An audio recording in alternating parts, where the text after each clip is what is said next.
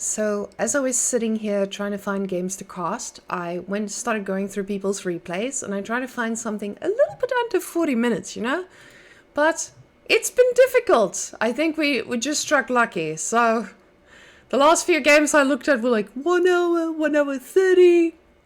I am gonna go for this one 100%. I feel like this is the game. This is the game that we should watch and enjoy. Now, the whole point of this is not to bash people. It's to practice casting and see if my voice can hold, because I do have a teaching voice that I use to teach. But when it comes to casting, we'll see. Let's hope it holds up. Okay, now we see Abbasid loading in and French on the other side. Now, as a very low-ranked Abbasid player, I do know that Abbasid isn't too great in the early game against something like French. But now, let's look at the whole map and see what our two players are going to be doing. Now, we see on the left-hand side, Eterno Apernzu. I'm going to call him Eater. So Eater is going idle with his villagers, just making sure that there's not too much action going on. Well, on the other side, Hot Rod wants to spice things up. He's going active before the 30-second mark, just making sure that we do finally get some action. The scout is coming in to drop off more food before he runs out. Very, very nice. I'm very impressed by this play, as this is the first time I've seen this in a bronze game. Well, on the other side, Eterno is living his best life. He is just sitting and sitting and sitting.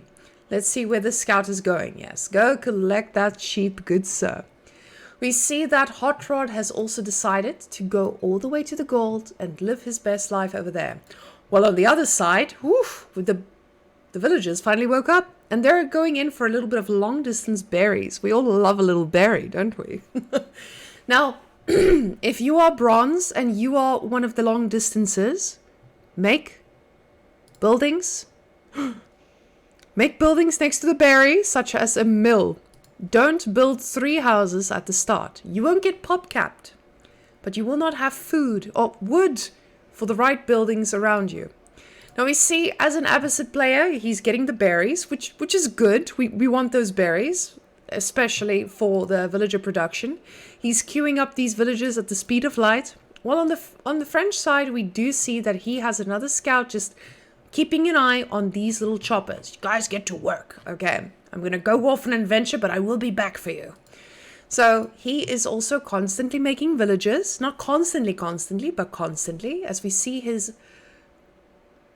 No, let's see his population on this side. Yes, his population a little bit higher on the blue side.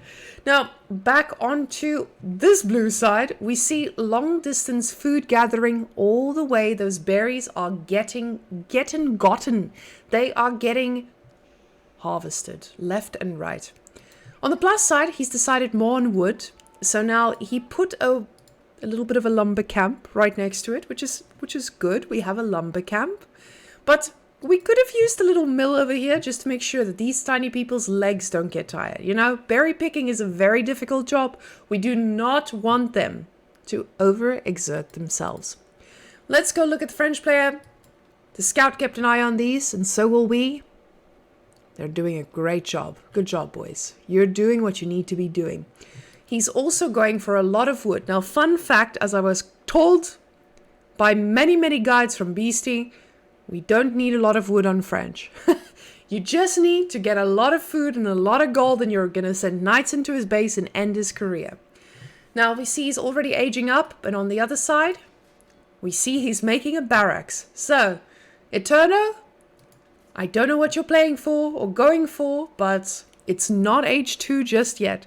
So we see he has more than enough food to age up, but his gold is lacking behind oh so little. He has 6 on wood, and he's splitting it up evenly. He's getting a little stone as well. He sees that his opponent has just aged up. He decides, okay, the safe play for me, getting that tower up. Because if the tower is up, I'm safe. Let's see if our red French, is that going to be a knight straight to his base, or are you just going to keep it at home to keep yourself safe? He's getting the upgrade on the mill as well.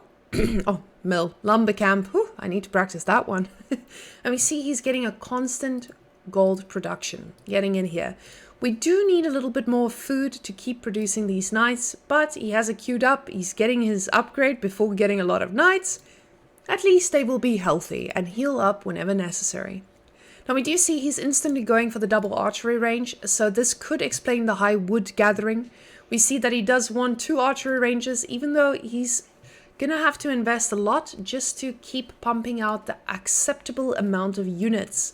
Well, on this side, he has his barracks, and it has not produced any military units. It has only, yes, his only military unit is a scout, and he is ready to age up, but I don't think he knows that just yet.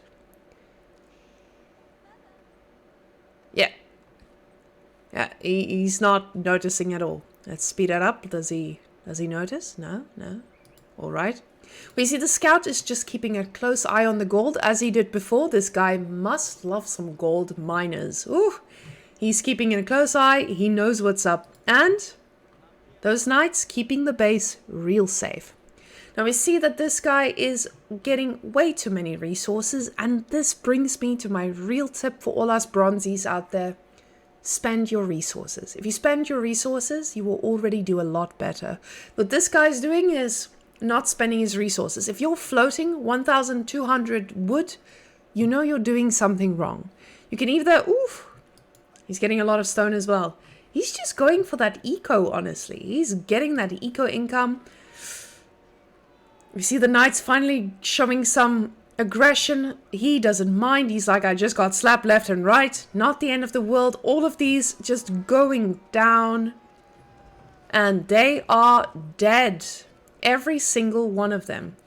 They served valiantly. At least there's a mill as well. The mill is there. They delivered. They had a good life. They did a lot of walking, but at least they had a good life. So, on the red side, in this case, we see a lot more on the gold production. Let's see his resources. As you guys can see, he has a lot less resources, which means he's spending it. He did not only mine effectively, but he's also spending more effectively. But also, 800 is a little bit much. We want to get that a little bit lower so we don't get stuck on that number.